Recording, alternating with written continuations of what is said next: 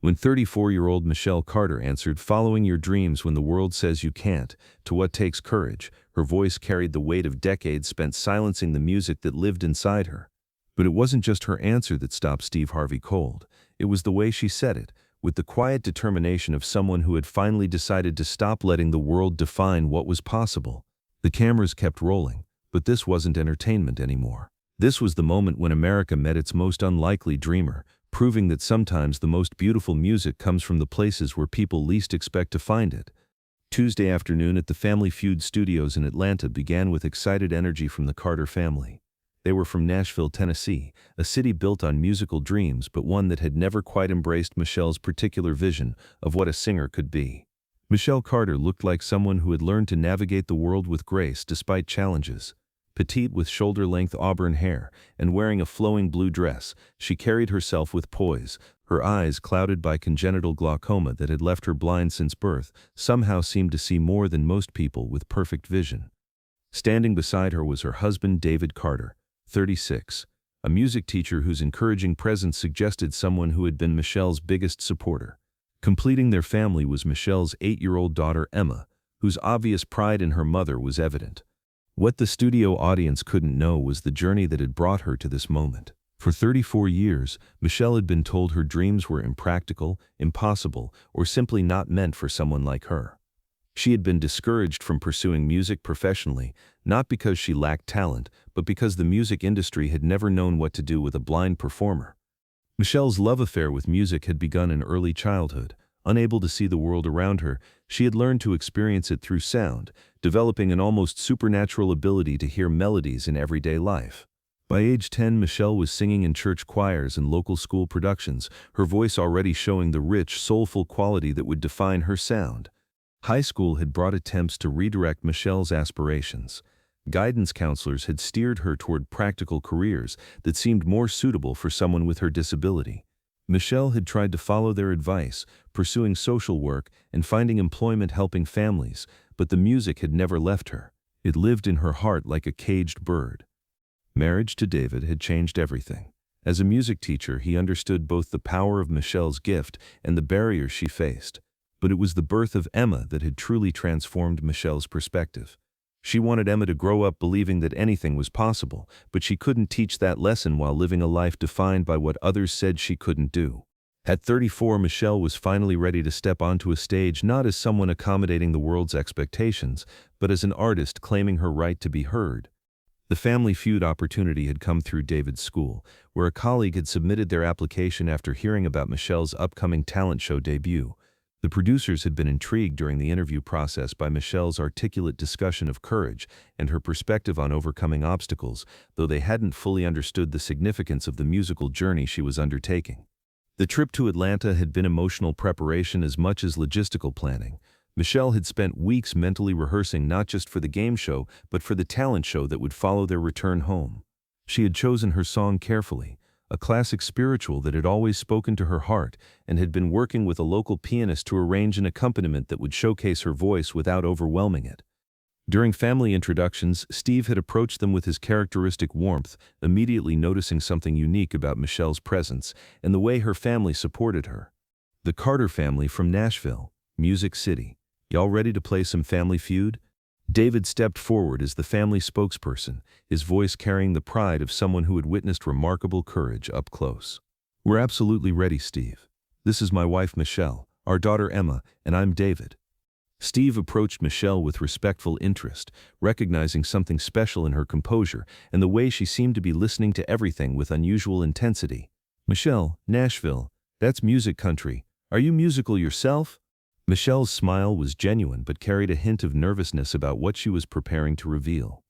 "I love music, Mr. Harvey. I've been singing my whole life, but I'm just now getting brave enough to really pursue it." Something in the way Michelle said "getting brave enough," with a mixture of excitement and vulnerability, caught Steve's attention.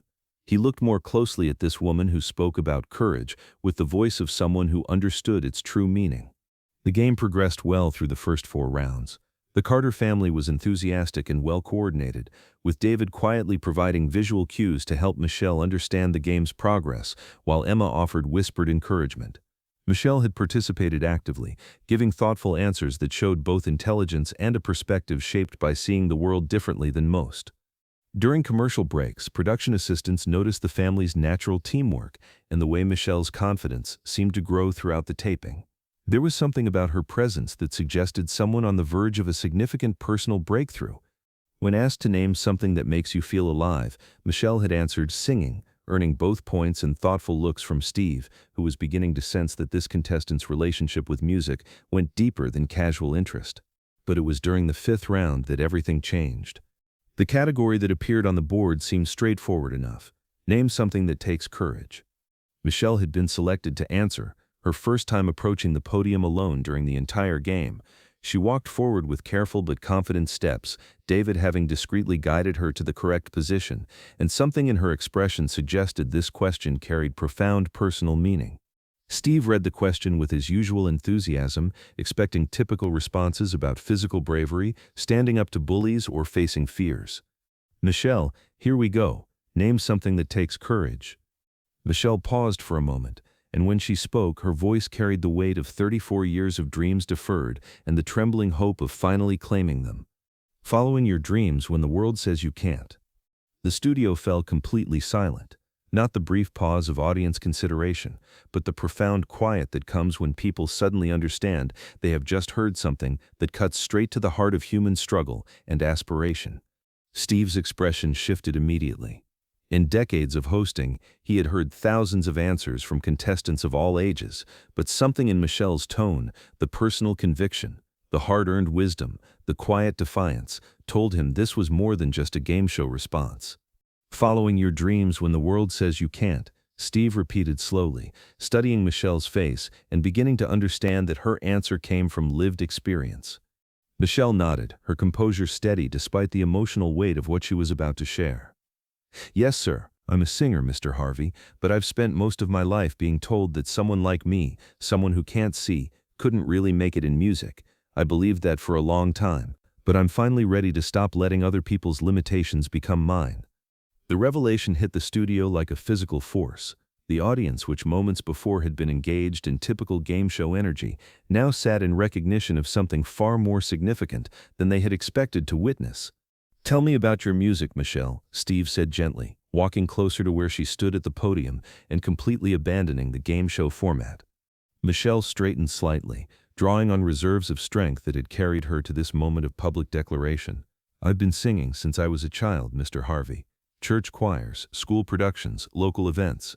But I never thought I could do it professionally because everyone kept telling me that the music business is visual, that audiences need to see performers, that radio and recording studios wouldn't know how to work with someone like me.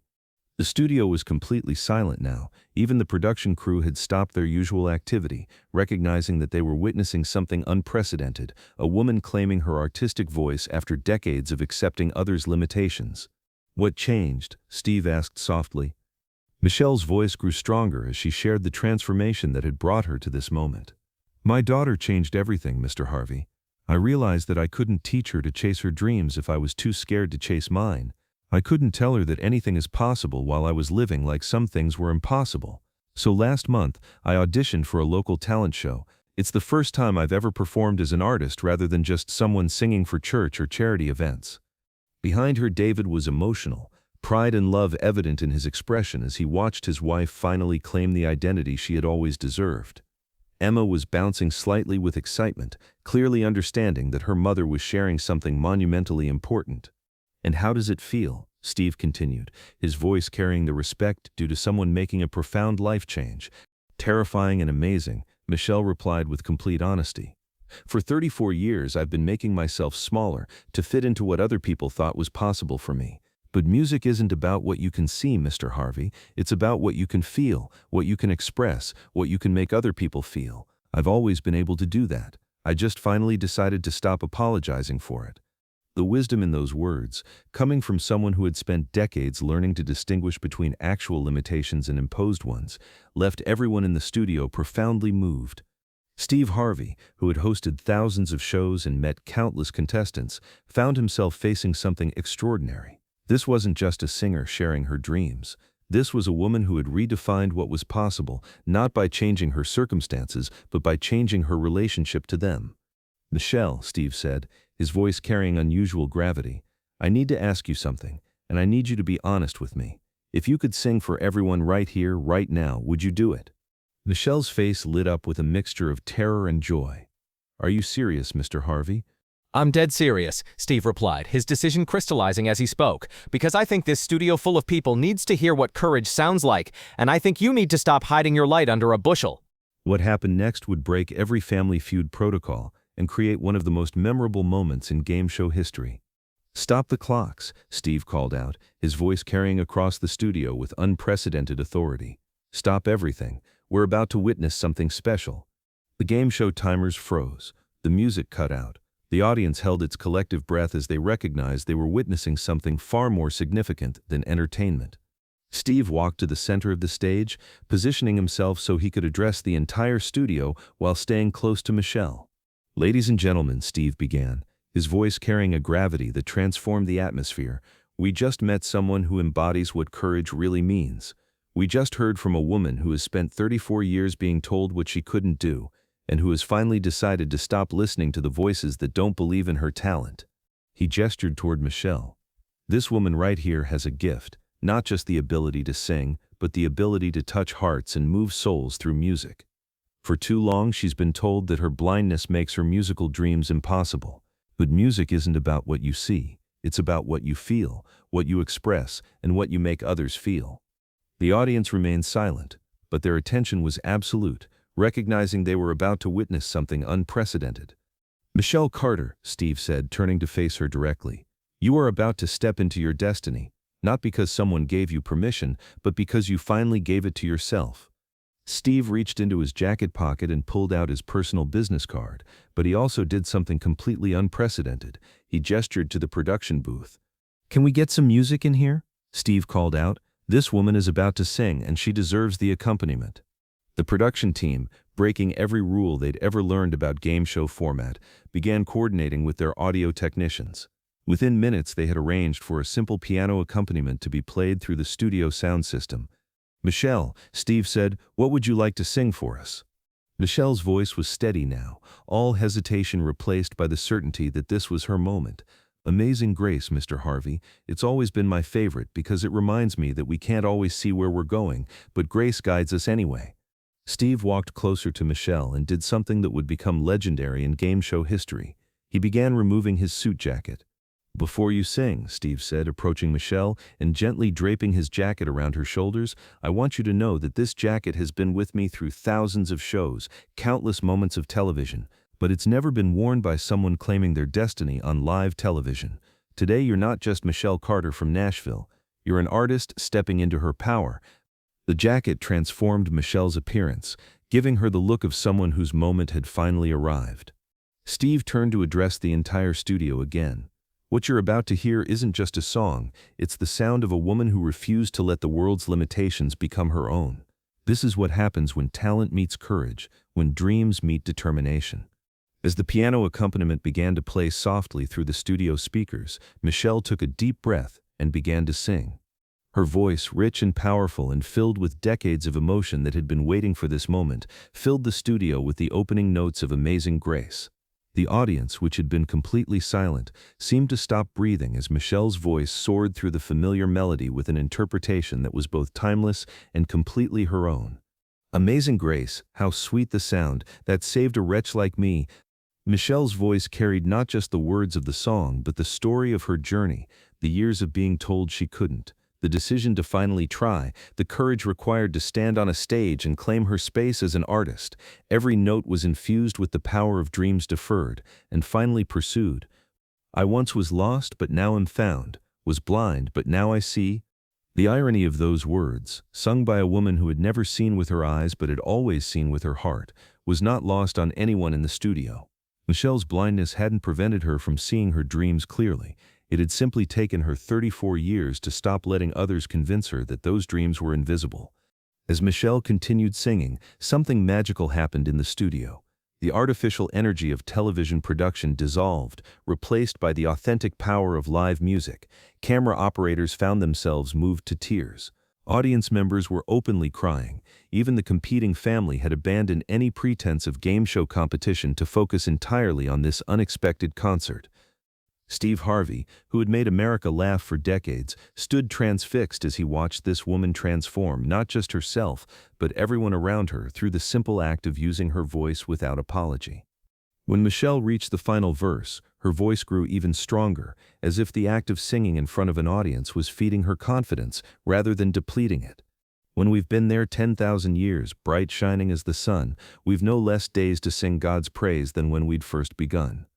As the last note faded, the studio remained silent for a moment that felt eternal. Then, spontaneously, everyone rose to their feet.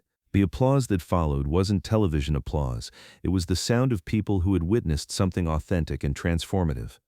Steve walked back to Michelle, his own eyes bright with emotion. "That," he said, his voice carrying absolute conviction, "is what courage sounds like. That is what happens when someone stops hiding their light and lets it shine." Michelle was crying now, but her tears were tears of relief and joy, and the overwhelming realization that she had finally done what she had been afraid to do for so long. "How does that feel?" Steve asked gently. "Like coming home," Michelle replied, "like finally being who I was always meant to be." Steve turned to address the entire studio one final time. "Michelle Carter just showed us something that every person in this building needed to see. She showed us that the only real disability is the inability to believe in ourselves. She showed us that talent doesn't require permission, that dreams don't have expiration dates, and that sometimes the most beautiful music comes from the places where people least expect to find it." As the show concluded, Steve made an announcement that would change Michelle's life forever. His foundation would provide funding for professional recording sessions, connecting Michelle with music industry professionals who specialized in working with artists with disabilities and supporting her development as a professional performer. But the most powerful moment came when Steve addressed Michelle directly, one final time. "Michelle," he said, "I want you to look right into that camera and tell every person watching who has been told their dreams are impossible that they need to stop listening to the wrong voices." Michelle faced the camera directly, her voice now carrying the authority of someone who had just proven that courage can transform everything. "To everyone who has been told that their dreams don't fit someone else's idea of what's possible," she said, "I want you to know that your dreams aren't too big, too unusual, or too late. The world needs what you have to offer. Don't wait 34 years like I did. Start today. Start now. Stop apologizing for who you are and start celebrating what you can become." Behind the cameras, there wasn't a dry eye in the house. Crew members who had worked on hundreds of episodes found themselves witnessing something that transcended entertainment and touched the realm of inspiration. The episode that aired 12 weeks later became one of the most inspiring in Family Feud history.